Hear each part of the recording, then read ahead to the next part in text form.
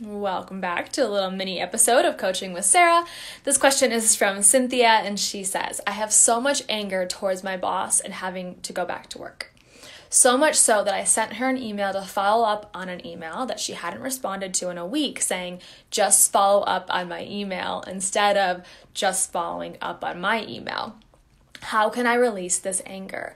It makes my body go into a flare, and I really want to be okay with her and going back to work, and I want to keep from getting a flare. Thanks so much. Great question. So I'm actually going to answer your question with some other questions.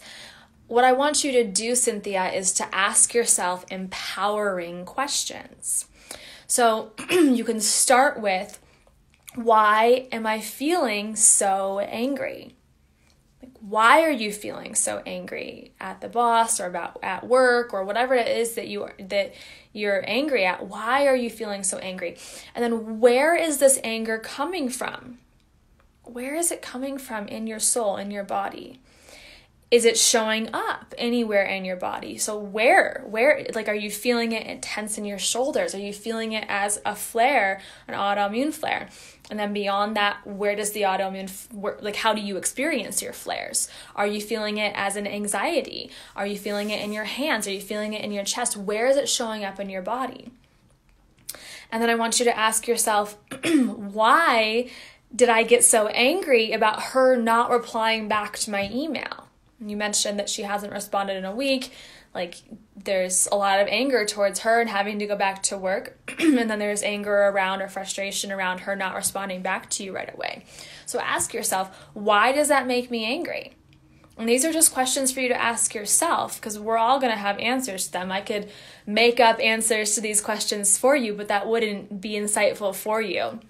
Instead, you have to ask your own body, why did I get so angry about her not replying back to me? There's always a deeper layer. And maybe the most challenging but most empowering question of them all, in what ways is this actually about me and not about her?